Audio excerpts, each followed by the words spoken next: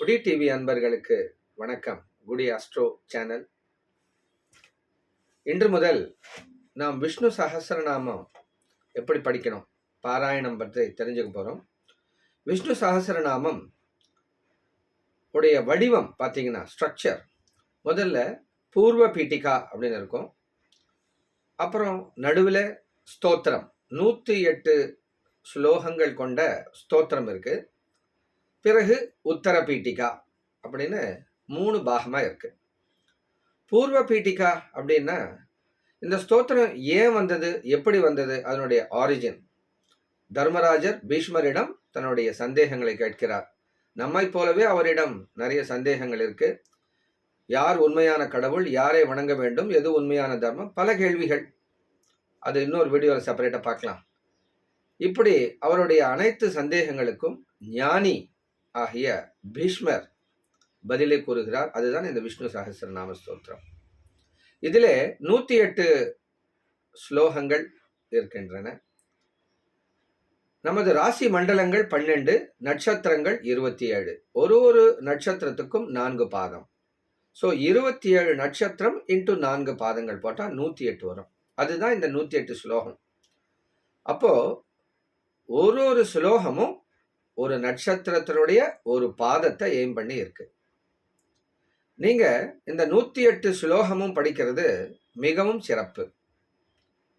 அப்படி எனக்கு டைம் இல்லை அப்படின்னு சொன்னீங்கன்னா, உங்க நட்சத்திரம் எதுவோ அந்த நட்சத்திரத்தினுடைய 4 பாதங்கள், அதாவது 4 ஸ்லோகங்களை தெரிஞ்சு மனப்பாடம் பண்ணி வச்சுக்கிட்டு, இல்லை தெரிஞ்சுக்கிட்டு அதை மட்டும் பாராயணம் பண்ணா கூட உங்களுக்கு விஷ்ணு சஹஸ்ரநாமம் படித்ததனுடைய பலன், உங்க நட்சத்திரத்துக்கு உண்டான பலன்கள் கிடைச்சிடும். சார் அது கூட எனக்கு பண்ண முடியாது அப்படின்னா, ஏக ஸ்லோகி ஸ்ரீராம ராம ராமேதி ரமே ராமே மனோரமே சஹஸ்ரநாம தத்துல்யம் ராமநாம வரானனே அப்படின்ற இந்த ஒரு ஸ்லோகத்தை சொன்னாலும் விஷ்ணு சஹஸ்ரநாமத்தினுடைய சம்பூர்ண பாராயண பலன் கிடைக்கும்.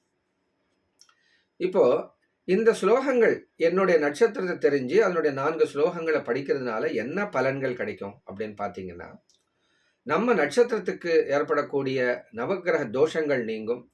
ஒவ்வொரு நாளும் நம்ம அறிந்தும் அறியாமலும் செய்யக்கூடிய பல பாவங்கள்லேருந்து நமக்கு விடுதலை கிடைக்கும். வாழ்க்கையில் தடைகள் நீங்கும். பகவானுடைய அருள் கிடைக்கும்.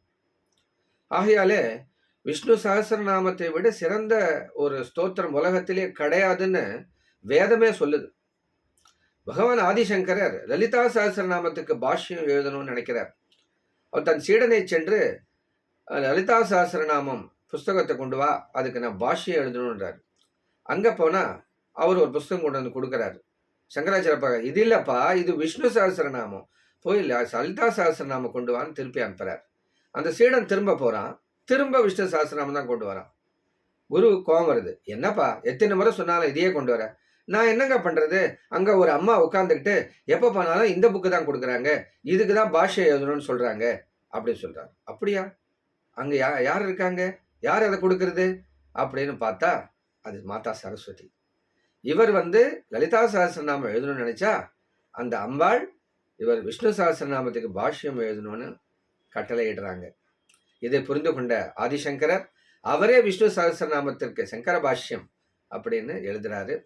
ஸோ விஷ்ணு சஹஸ்ரநாமம் போன்ற எளிமையான மிக மிக மிக சக்தி வாய்ந்த ஒரு ஸ்தோத்திரம் உலகத்திலேயே கிடையாது. இது தினமும் யார் பாராயணம் பண்ணுறாங்களோ வாழ்க்கையில் அனைத்து தர்ம அர்த்த காம மோட்சா என்ற சதுர்வித புருஷார்த்தங்களும் அவங்களுக்கு நிறைவேறி இந்த பூவுலகில் வாழும் பொழுது அவங்களுடைய நியாயமான தர்மபத்தமான அனைத்து ஆசைகளையும் நன்றாக கிடைத்து போக்கியமாக வாழ்ந்து இறந்த பின் வைகுண்ட சாம்ராஜ்யம் பிறவா வரமும் அவங்களுக்கு தானாக சித்திக்கும் என்பதில் எந்த ஐயமும் இல்லை என்று விடை கூறி, அடுத்த பின்வரும் பதிவிலே டைரக்டா 4 ஸ்லோகங்கள் விதமாக, அதாவது ஒவ்வொரு நாளும் ஒரு நட்சத்திரத்துக்கு உண்டான 4 ஸ்லோகங்கள் சொல்லிக் கொடுக்கப்படும். அது நிதானமாக தாங்கள் படிக்கக்கூடிய அளவுக்கு இருக்கும். இதனுடைய ஸ்கிரிப்டை நீங்கள் கூகுளில் டவுன்லோட் பண்ணிக்கலாம், இல்லை புக் எடுத்து வச்சுக்கலாம். டெய்லி 4 ஸ்லோகம் வரும் உங்கள் ஒரு நட்சத்திரத்துக்கு. டெய்லி ஃபாலோ பண்ணுங்க.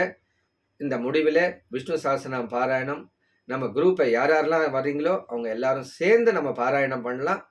மீண்டும் அடுத்த பதிவில் சந்திப்போம். நன்றி, வணக்கம். உங்களிடம் விடைபெறுவது உங்கள் அன்பர் வேணுகோபால், குடிமெட்ல வேணுகோபால்.